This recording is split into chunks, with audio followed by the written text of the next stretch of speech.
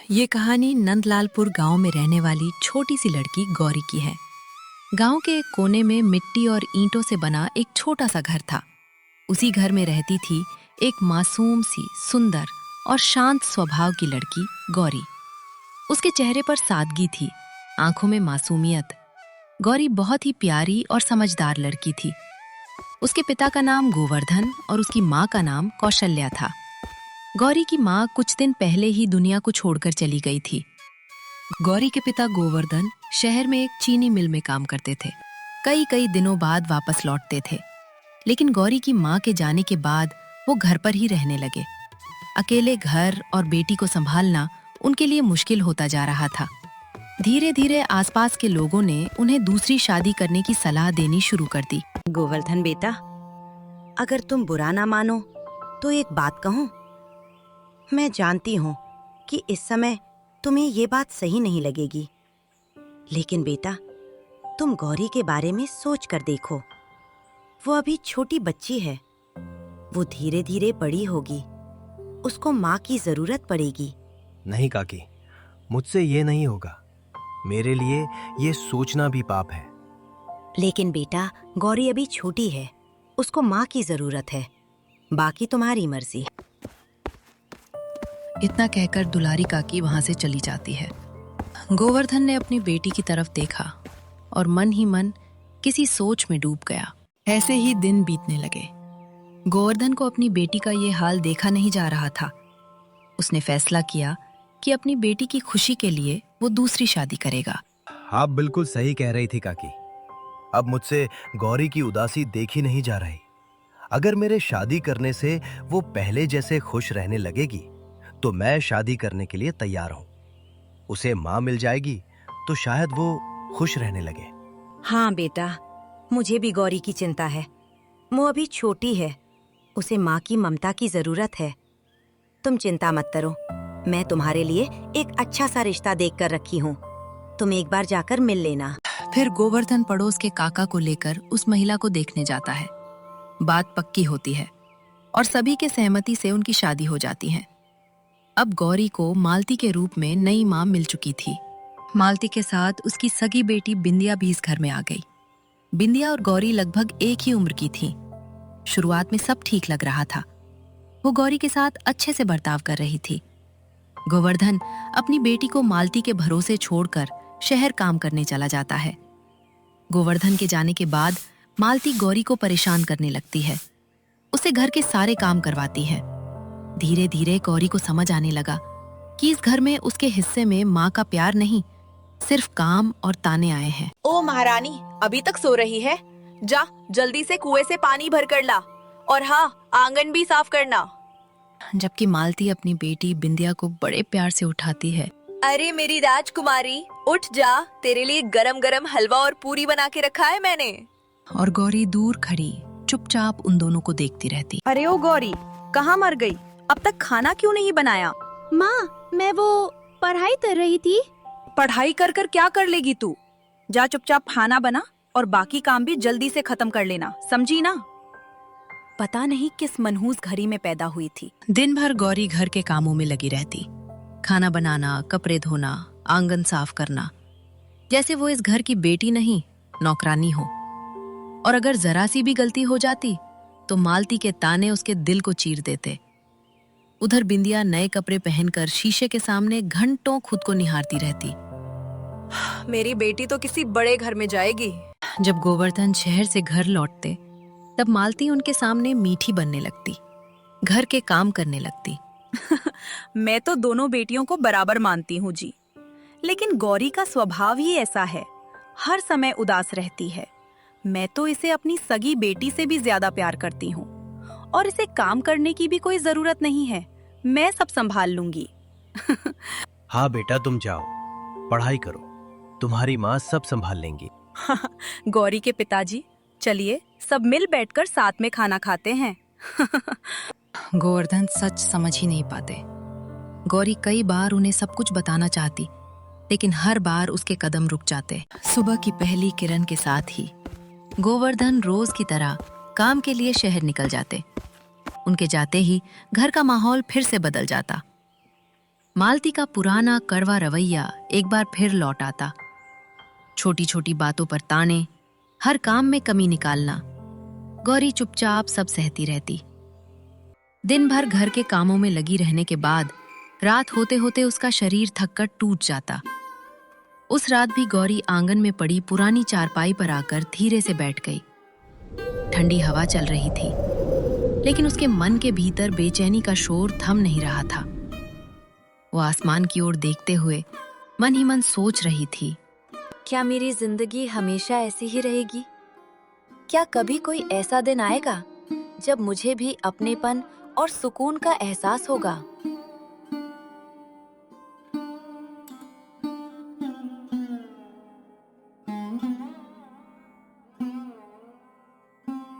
अगली सुबह गांव की चौपाल पर रोज की तरह रौनक लगी हुई थी। बड़े बरगद के पेड़ की घनी छांव तले गांव की औरतें इकट्ठा थीं। कोई घर गृहस्थी की बातें कर रही थी, तो कोई हंसते हंसते गांव भर की खबरें सुना रही थी। मालती भी वहीं दूसरी औरतों के बीच बैठी थी। तभी पास में बैठी दुलारी काकी ने मालती से कहा, अरे मालती, सुना तुमने? गजादर बाबू का बेटा किशन शहर से वापस आ गया है। वही ना जिसकी सरकारी नौकरी लगी है। हाँ हाँ वही। अब उसके माँ बाप उसकी शादी करवाना चाहते हैं। मैं तो सोच रही थी अगर तुम कहो तो गौरी के लिए बात चलाऊं। ये सुनते ही मालती के चेहरे का भाव अचानक बदल गया। अरे काकी, कैसी बातें कर रही हैं आप? भला अभी गौरी की शादी की क्या जल्दी है? ये सुनकर दुलारी काकी थोड़ा हैरान होती है। अरे मालती, ये क्या कह रही हो? गौरी तो सयानी हो गई है। इतना सुनते ही मालती तुरंत दूसरा बहाना बनाने लगी। अरे काकी, मैं तो आपको बताना ही भूल गई थी। वो उसकी कुंडली में थोड़ा दोष है। पंडित जी ने कहा था कि अभी शादी की बात करना ठीक नहीं। अच्छा, मुझे तो कभी पता नहीं चला। हाँ काकी, हम भी क्या करें। ऊपर से उसका स्वभाव भी थोड़ा चुप सा है। घर के काम में मन नहीं लगता उसका। दुलारी काकी को गौरी हमेशा सीधी और संस्कारी लड़की लगी थी, इसलिए मालती की बातें सुनकर उनके मन में हल्का सा संदेह होने लगा। लेकिन गौरी तो बहुत सुंदर और समझदार है। अरे काकी, सुंदरता से क्या होता है? घर संभालना भी आना चाहिए ना। इतना कहकर मालती ने जैसे तैसे बात वहीं खत्म कर दी, लेकिन उसके चेहरे की हल्की बेचैनी साफ दिखाई दे रही थी। वो चुपचाप मन ही मन कोई नई चाल सोचने लगी। किशन जैसा लड़का अगर इस घर में आएगा तो दुल्हन सिर्फ मेरी बिंदिया बनेगी, गौरी नहीं। दूसरे दिन बिंदिया की सहेलियां उसे बुलाने घर पर आती हैं। बिंदिया, चल ना तालाब के पास, वहीं हम लोग बैठकर बातें करेंगे। माँ, मैं जा रही हूँ। हाँ हाँ, जा बेटा, अपना ख्याल रखना। बिंदिया अपने सहेलियों के साथ पास के तालाब के पास पहुंचती है।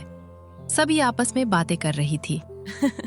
अरे बिंदिया, कल मेले में मैंने देखा था किशन तुझे ही देख रहा था। सच में? उसकी नजर तो तुझ पर से हट ही नहीं रही थी। पूरे गांव में तेरे जैसी सुंदर लड़की है ही कहाँ। सब लड़कियां जोर से हंस पड़ी। बिंदिया भी मुस्कुरा रही थी। माँ भी कहती है कि मेरी शादी किसी बड़े घर में होगी। अरे होगी क्यों नहीं, तुझे तो कोई भी पहली नजर में पसंद कर लेगा। सब फिर हंसने लगी और बातें करते हुए आगे बढ़ गईं। सूरज ढल चुका था। आज उस दुलारी काकी की बातें सुनकर तो मेरा खून ही खौल गया। पता नहीं उस बुढ़िया को क्या सूझी जो गौरी का नाम लेने लगी। माँ, मुझे किशन अच्छा लगता है। अरे मेरी गुड़िया, किशन जैसा लड़का तेरे लिए ही बना है। कल मेले में वो मुझे ही देख रहा था। उसकी नजर बार बार मेरी तरफ आ रही थी। और देखेगा भी क्यों नहीं? मेरी बेटी किसी राजकुमारी से कम है क्या? मुझे लगता है शायद किशन भी मुझे पसंद करता है। लेकिन माँ, अगर दुलारी काकी सच में गौरी के लिए बात चला दे तो? चाहे कुछ भी हो जाए, किशन की शादी सिर्फ तुमसे होगी। मेरी बेटी है ही इतनी सुंदर, पूरे गांव में तेरे जैसी कोई नहीं। रात हो चुकी थी। गांव की गलियां धीरे धीरे शांत होने लगी थीं। घर के अंदर मालती और बिंदिया कुर्सी पर बैठकर अच्छे अच्छे पकवान खा रही थी। तभी वहां गौरी आ जाती है। अरे ओ गौरी, तुम इस पकवान को मत खाना, सवेरे बिंदिया खाएगी। दिन की सूखी रोटी और सब्जी बची है, वो खा लेना और सारे बर्तन अच्छे से धो देना। ठीक है माँ।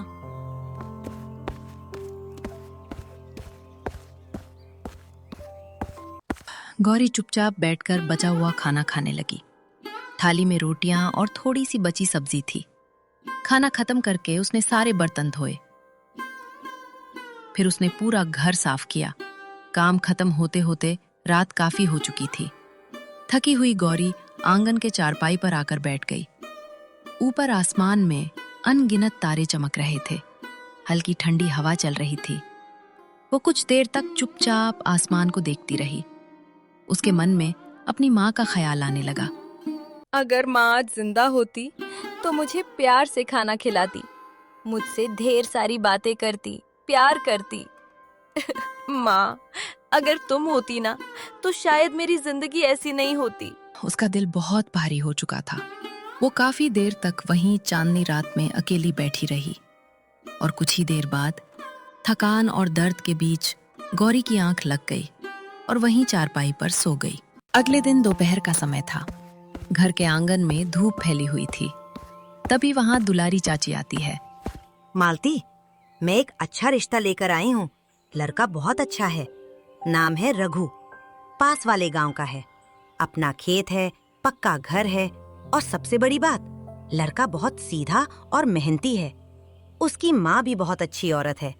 कह रही थी कि उन्हें संस्कारी लड़की चाहिए।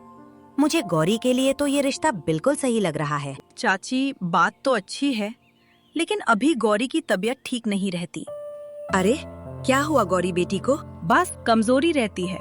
ऊपर से पंडित ने भी कहा है कि अभी 2 साल तक शादी का योग नहीं है उसकी कुंडली में। दुलारी काकी को मालती की बात कुछ अजीब लगी। लेकिन मालती, गौरी की उम्र भी तो हो रही है और ऐसा रिश्ता बार बार नहीं मिलता। आपकी बात सही है काकी, लेकिन अभी हम गौरी की शादी के बारे में नहीं सोच रहे हैं। दुलारी काकी के मन में अब थोड़ा सा संदेह होने लगा था। कुछ देर बाद दुलारी काकी वहां से चली गईं। इधर मालती मन ही मन सोच रही थी, अगर गौरी की शादी हो गई तो घर का सारा काम कौन करेगा? और अच्छा घर द्वार मिलेगा तो पहले मैं अपने बिंदिया बेटी की शादी करूंगी। सुबह से रात तक वही पूरे घर को संभालती थी। बर्तन, कपड़े, खाना, घर की साफ सफाई। मालती अच्छी तरह जानती थी कि गौरी के बिना उसका काम बढ़ जाएगा, इसलिए वो हर बार कोई ना कोई बहाना बनाकर उसका रिश्ता तुड़वा देती थी। सुबह से ही घर में अलग तरह की हलचल थी। मालती आज बहुत खुश दिखाई दे रही थी। वो बार बार घर के दरवाजे तक जाकर बाहर झांकती।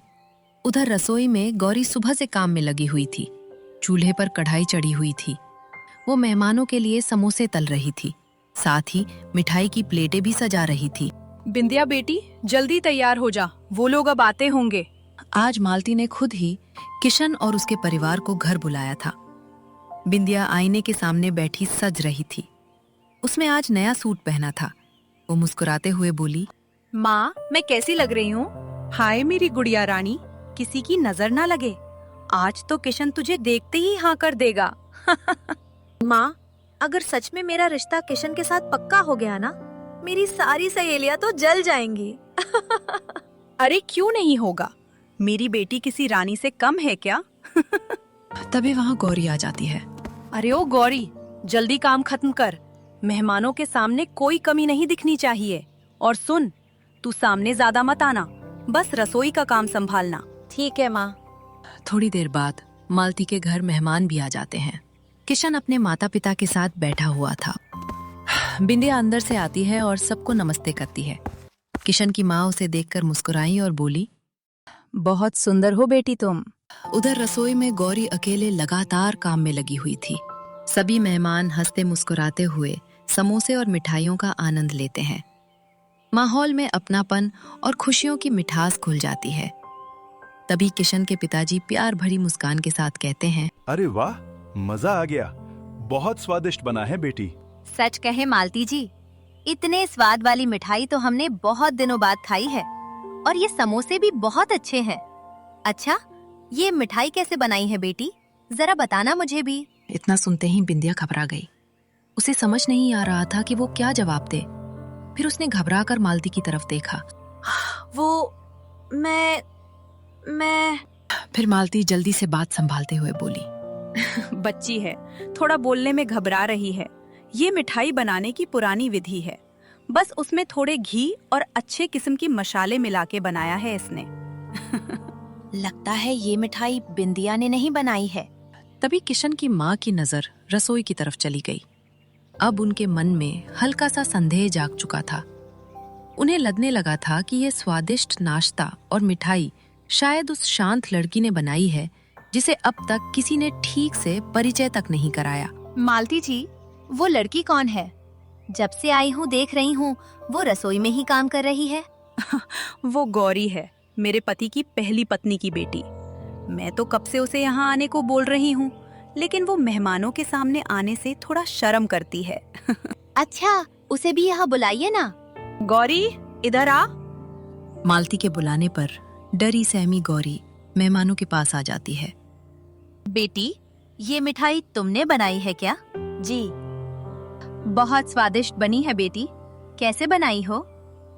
पहले दूध को धीमी आंच पर काफी देर तक पकाया, फिर उसमें इलायची और थोड़ा केसर डाला। गौरी की आवाज बहुत शांत और मीठी थी। वाह बेटी, तुम्हें तो खाना बनाने का बहुत अच्छा हुनर है। किशन भी चुपचाप गौरी को देख रहा था। उसकी सादगी और विनम्रता बाकी सबसे अलग लग रही थी। लेकिन उधर मालती का चेहरा सख्त होता जा रहा था। वो तुरंत बीच में बोल पड़ी। अरे, इसे क्या आता है, बस थोड़ा बहुत काम कर लेती है। तभी किशन की माँ ने शांत लेकिन सीधे स्वर में कहा, देखिए मालती जी, अगर आपकी बेटी को खाना बनाना नहीं आता तो कोई बात नहीं, हर चीज धीरे धीरे सीख जाती है लड़की। लेकिन किसी और के बनाए खाने का श्रेय अपनी बेटी को देना ठीक बात नहीं है। असल में गौरी का मन किसी काम में नहीं लगता, बहुत भूलने की आदत है इसकी। आप लोग बिंदिया से बात कीजिए ना, वो सिलाई कढ़ाई बहुत अच्छी करती है। लेकिन बहन जी, हमें तो गौरी पसंद है। मैं अपने बेटे की शादी गौरी बेटी के साथ ही करूंगी। इतना सुनते ही मालती बहाने बनाने लगी। बहन जी, गौरी की कुंडली में दोष है। पंडित ने कहा है कि अभी इसकी शादी नहीं हो सकती। किशन की माँ और पिता एक दूसरे का चेहरा देखने लगे। उन्हें कुछ समझ में नहीं आ रहा था कि क्या किया जाए। तभी मालती बोलती है, देखिए, साफ बात ये है कि गौरी की शादी अभी नहीं होगी। हमें पहले बिंदिया की शादी करनी है। अगर आपको रिश्ता मंजूर है तो बिंदिया के लिए बात कीजिए, वरना आप लोग जा सकते हैं। वहां पर अचानक सन्नाटा छा गया। गजाधर बाबू धीरे से उठ खड़े हुए। उन्होंने अपने परिवार से कहा, चलो किशन की माँ, जैसा होगा हम लोग इनको खबर भिजवा देंगे। सभी मेहमान घर से चले जाते हैं। उसके बाद मालती का गुस्सा फूट पड़ा। अरे ओ मनहूस, सब तेरी वजह से हुआ। तुझे किसने कहा था सामने आने को? मैंने कुछ नहीं किया माँ, मुझे सच में कुछ पता नहीं था कि क्या बातें हो रही थी यहाँ। तेरी वजह से रिश्ता टूट गया। जहाँ जाती है मनहूसियत फैला देती है। गौरी की आंखों से आंसू बहने लगे। मुझे माफ कर दीजिए माँ, बिंदिया के लिए मेरा ऐसा कोई इरादा नहीं था। लेकिन मालती गुस्से में लगातार उसे भला बुरा सुनाती रही और गौरी चुपचाप सिर झुकाए सब सहती रही। अंधेरा हो चुका था। मालती और बिंदिया आपस में गौरी के लिए कुछ बातें कर रही है। अब समय आ गया है उस मनहूस गौरी को इस घर से निकालने का। लेकिन कैसे माँ? मेरे पास एक उपाय है। अगर उसकी शादी दूर दराज के किसी ऐसे घर में करा दूं जहां उसकी जिंदगी बर्बाद हो जाए, तो फिर हमेशा के लिए हमारी राह से हट जाएगी। और फिर मेरी शादी किसी बड़े घर में हो जाएगी। जब तक वो इस घर में है, हर बार लोग उसी मनहूस की तारीफ करके चले जाते हैं। दूसरे दिन मालती अपनी कुछ खास सहेलियों को घर बुलाती है। आंगन में सब औरतें बैठकर बातें करने लगी। अच्छा ये बताओ, तुम लोगों की नजर में कोई ऐसा लड़का है क्या जिसके साथ गौरी की शादी करा दूं? अरे क्यों भाई, इतनी जल्दी छुटकारा चाहिए क्या? हाँ भाई, जितनी जल्दी ये लड़की इस घर से चली जाए उतना अच्छा। बस ऐसा लड़का हो जिसके पास ज्यादा कुछ ना हो, बस शादी हो जाए और ये यहाँ से चली जाए। लेकिन मालती, तू ऐसा करना क्यों चाहती है? गौरी भी तो तेरी बेटी के समान है। क्योंकि जब तक ये घर में है, लोग मेरी बिंदिया से ज्यादा इसी की तारीफ करते हैं। जब भी कोई लड़का वाला बिंदिया के लिए रिश्ता लेकर आता है, वो गौरी को ही पसंद करके चला जाता है। सुन मालती, एक लड़का है मेरी नजर में, नाम है मंगरू। गांव के बाहर टूटी झोपड़ी में रहता है। कभी खेतों में मजदूरी करता है तो कभी शहर जाकर दिहाड़ी। ना जमीन ना पैसा, कुछ भी नहीं है उसके पास। जो लड़की वहां जाएगी उसकी जिंदगी बस काम करते करते निकल जाएगी। इतना सुनते ही मालती और बिंदिया ने एक दूसरे को देखा। दोनों की आंखों में खुशी साफ दिखाई दे रही थी। बहन, तूने तो मेरी समस्या ही खत्म कर दी। उस लड़की के लिए तो मुझे ऐसा ही रिश्ता चाहिए था। उधर रसोई में खड़ी गौरी ये सब सुनकर सन्न रह गई। उसे यकीन नहीं हो रहा था कि उसकी सौतेली माँ उसकी जिंदगी बर्बाद करने की बातें इतनी आसानी से कर रही है। उसकी आंखें भर आईं, लेकिन हमेशा की तरह वो चुप रही। अगली सुबह मालती अपनी सहेलियों के साथ गोपाल के घर पहुंचती है। टूटी फूटी सी झोपड़ी के सामने गोपाल लकड़ियां काट रहा था। झोपड़ी के बाहर पुरानी चारपाई पड़ी थी। पास में मिट्टी का चूल्हा बना हुआ था। घर की हालत देखकर साफ समझ आ रहा था कि वहां गरीबी कितनी गहरी थी। मंगरू बेटा, मालती अपनी लड़की का रिश्ता लेकर आई है तुम्हारे लिए। ये सुनकर मंगरू थोड़ा हैरान हुआ। मेरे लिए रिश्ता? हाँ बेटा, लड़की सीधी है, घर के सारे काम जानती है। मंगरू कुछ पल चुप रहा। शायद उसे यकीन नहीं हो रहा था कि कोई अपनी बेटी का रिश्ता उसके जैसे गरीब आदमी के लिए लेकर आया है। लेकिन मेरे पास तो ज्यादा कुछ नहीं है। हमें दौलत नहीं चाहिए बेटा, बस लड़की को घर मिल जाए यही बहुत है। असल में मालती के मन में कुछ और ही चल रहा था। उसे बस किसी तरह गौरी को घर से निकालना था। मंगरू सीधा इंसान था, उसमें ज्यादा सवाल नहीं किए। मालती और उसकी सहेलियों ने लगे हाथ ही वही रिश्ता पक्का कर दिया। शाम को जब गौरी को ये बात पता चली तो उसके पैरों तले जमीन खिसक गई। आप लोगों ने मेरे से बिना बात किए मेरी शादी तय कर दी। कम से कम बाबूजी का इंतजार तो कर लेते। तू मुझे मत सिखा कि क्या करना है। अब ज्यादा सवाल मत कर और घर का काम पूरा कर। गौरी की आंखें भर आईं। वो कुछ कहना चाहती थी, लेकिन उसके शब्द गले में ही अटक कर रह गए। कुछ ही दिनों बाद गौरी और मंगरू की शादी करा दी। सब कुछ ऐसे हो रहा था जैसे बस किसी बोझ को घर से हटाया जा रहा हो। आखिरकार शादी हो गई। गौरी की आंखों से आंसू लगातार बह रहे थे। मालती ने गौरी के बाबूजी को भी खबर देना सही नहीं समझा। गौरी चुपचाप अपने पति के साथ अपने ससुराल चल देती है। उधर मालती और बिंदिया अंदर ही अंदर बहुत खुश थीं। चलो, रास्ते का कांटा तो हट गया। अब अपनी बिंदिया बेटी की शादी किसी अमीर लड़के के घर कर देंगे। कुछ देर बाद गौरी अपने पति के साथ अपने ससुराल पहुंच जाती है। घर बहुत साधारण था।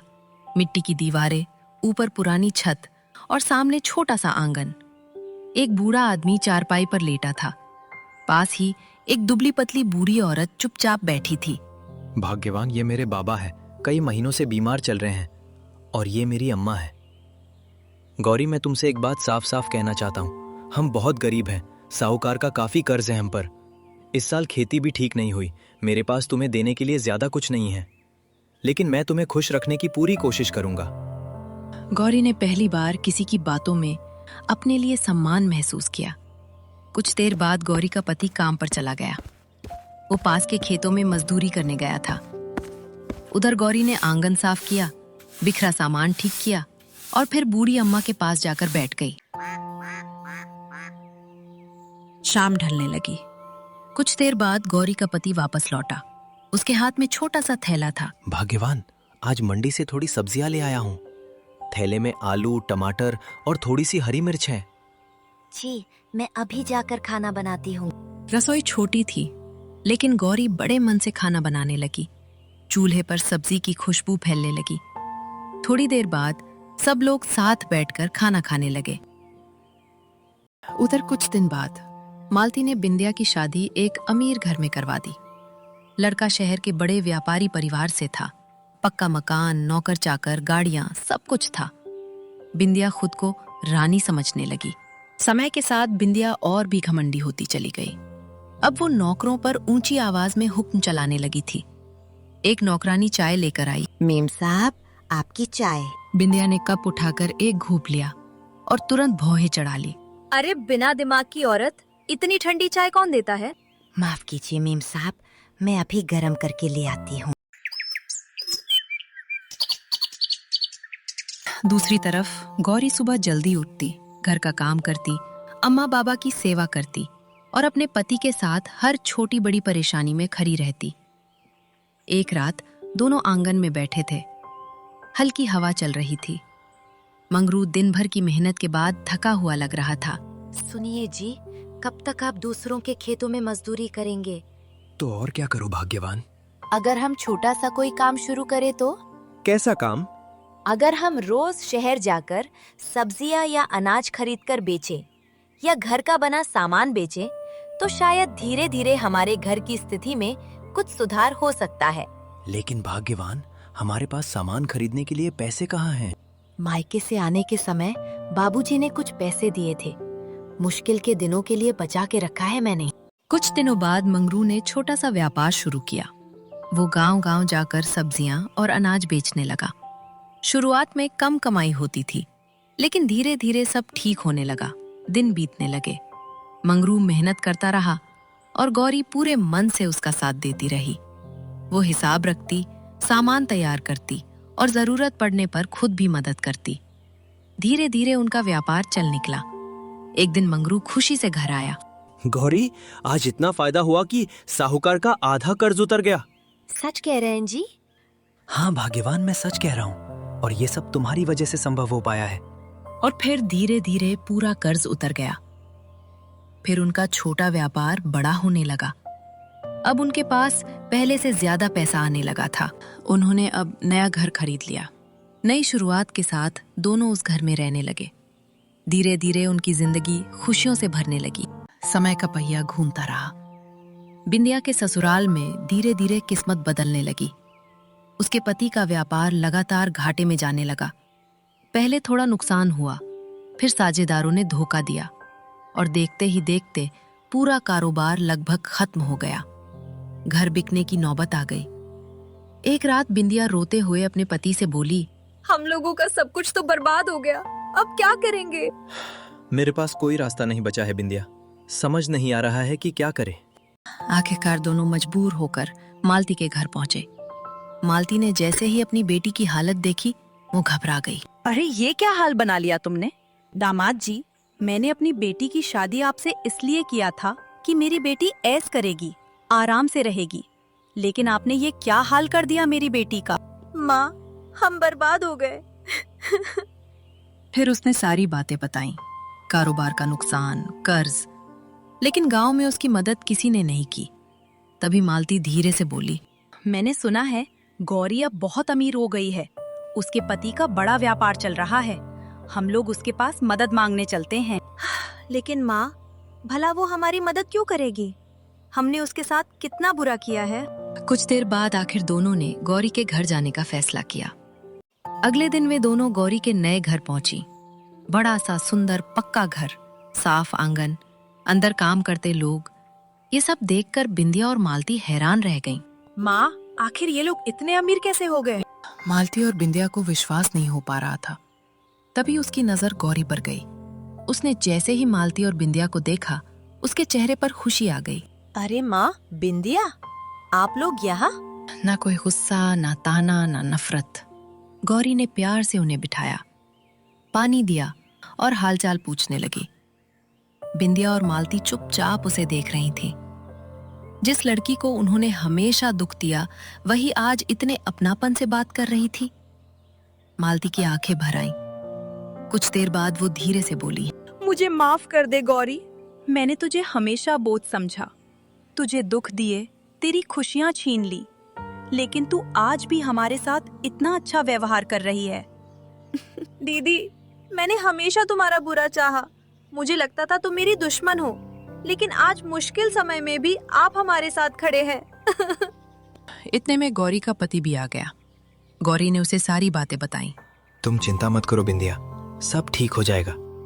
अगर अपनी ही मुश्किल में काम ना आए तो दौलत का क्या फायदा। कुछ दिनों के अंदर मंगरू ने बिंदिया के पति का पूरा कर्ज उतारने में मदद की। फिर उसे दोबारा छोटा व्यापार शुरू करने के लिए भी सहारा दिया। मैं आपका ये एहसान कभी नहीं भूलूंगा। इसे एहसान मत समझिए। इस मतलबी दुनिया में परिवार ही एक दूसरे के काम आता है। मैंने हमेशा गौरी का बुरा चाहा, लेकिन उसने बदले में मेरी मदद की। उसे पहली बार समझ आया कि असली अमीरी पैसे में नहीं, दिल में होती है। धीरे धीरे सबके रिश्ते फिर से जुड़ने लगे। मालती अब गौरी को सच में बेटी की तरह प्यार करने लगी और गौरी, उसे आखिरकार वो मिला जिसकी उसे बचपन से सबसे ज्यादा जरूरत थी, एक माँ का प्यार।